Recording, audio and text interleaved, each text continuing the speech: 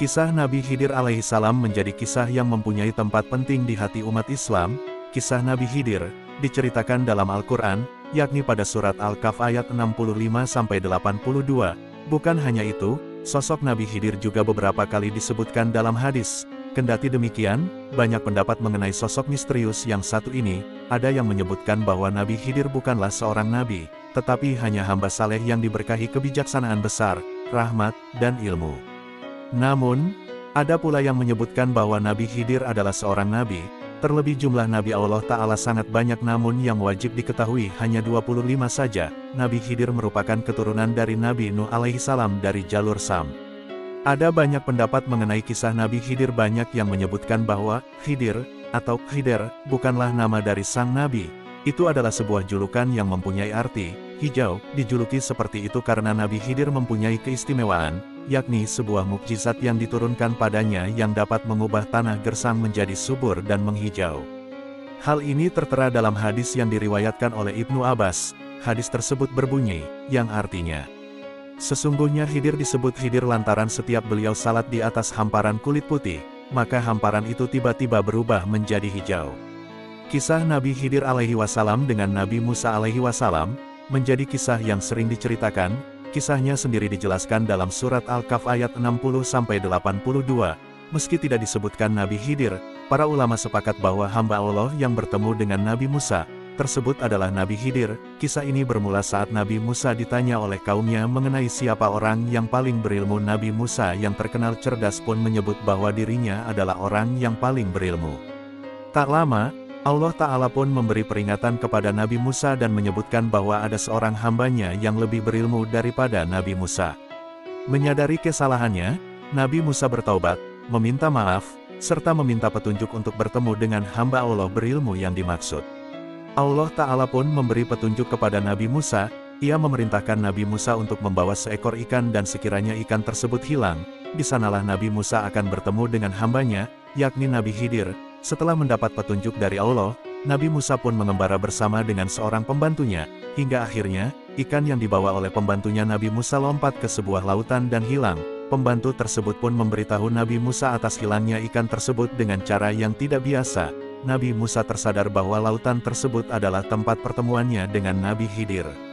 Nabi Musa kemudian bertemu dengan sesosok laki-laki yang berdiri di sebuah batu tempat bertemunya dua lautan. Di sini, Allah memanggil Nabi Khidir sebagai hambanya yang dianugerahi rahmat dan ilmu dari sisinya. Lalu, mereka berdua bertemu dengan seorang dari hamba-hamba kami yang telah kami anugerahi rahmat kepadanya dari sisi kami. Kami telah mengajarkan ilmu kepadanya dari sisi kami. Quran Surat Al-Kahfi ayat 65. Kemudian, Nabi Musa menyampaikan keinginannya untuk berguru kepada Nabi Khidir.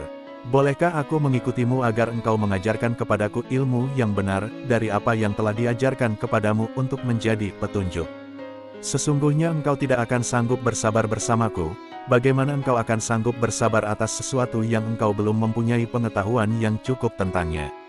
Jawab Nabi Khidir kepada Nabi Musa, insya Allah engkau akan mendapatiku sebagai orang yang sabar dan aku tidak akan menentangmu dalam urusan apapun, kata Nabi Musa. Akhirnya, Nabi Khidir menerima Nabi Musa sebagai muridnya, namun dengan syarat jangan menanyakan apapun, sampai ia menerangkannya sendiri kepada Nabi Musa. Nabi Musa kembali menyanggupi syarat tersebut dan kemudian mereka kembali mengembara melakukan perjalanan naik sebuah perahu. Kemudian, Nabi Khidir melubangi perahu tersebut dan membuat Nabi Musa keheranan. Nabi Musa pun bertanya, apakah engkau melubanginya untuk menenggelamkan penumpangnya? Sungguh, engkau telah berbuat suatu kesalahan yang besar. Mendengar pertanyaan Nabi Musa, Nabi Khidir mengingatkan kembali syarat yang diajukannya. Nabi Musa tersadar dan meminta maaf kepada Nabi Khidir. Kemudian, berjalanlah keduanya hingga mereka bertemu dengan seorang anak. Lalu, dibunuhnya anak tersebut oleh Nabi Khidir yang kembali membuat Nabi Musa kaget hingga melontarkan pertanyaan. Nabi Khidir kembali mengingatkan Nabi Musa dan lagi-lagi, Nabi Musa meminta maaf atas sikapnya tersebut.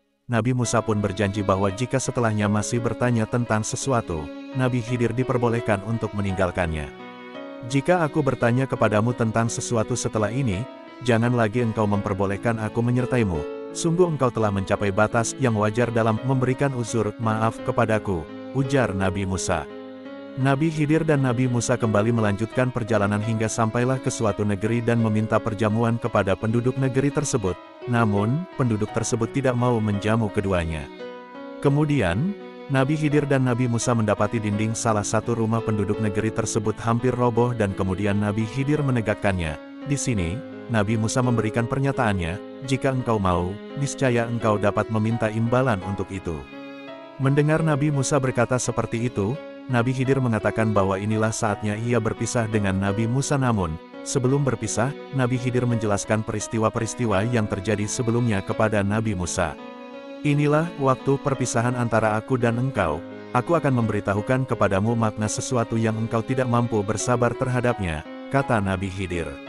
Adapun perahu itu adalah milik orang-orang miskin yang bekerja di laut, maka, aku bermaksud membuatnya cacat karena di hadapan mereka ada seorang raja, zalim, yang mengambil setiap perahu yang baik secara paksa. Adapun anak itu, yang aku bunuh, kedua orang tuanya mukmin dan kami khawatir kalau dia akan memaksa kedua orang tuanya untuk durhaka dan kufur, maka, kami menghendaki bahwa Tuhan mereka menggantinya dengan seorang anak lain, yang lebih baik kesuciannya daripada anak itu dan lebih sayang kepada ibu bapaknya. Adapun dinding, rumah itu adalah milik dua anak yatim di kota itu, dan di bawahnya tersimpan harta milik mereka berdua, sedangkan ayah mereka adalah orang saleh, maka, Tuhanmu menghendaki agar keduanya mencapai usia dewasa dan mengeluarkan simpanannya itu sebagai rahmat dari Tuhanmu. Aku tidak melakukannya berdasarkan kemauanku sendiri, itulah makna sesuatu yang engkau tidak mampu bersabar terhadapnya, terang Nabi Khidir kepada Nabi Musa. Kisah Nabi Khidir alaihissalam tidak hanya sebatas kisah hidupnya saja, tetapi juga sosoknya yang misterius yang konon masih hidup hingga kini dan sampai akhir zaman. Benarkah Nabi Khidir hidup hingga hari ini sampai kiamat nanti?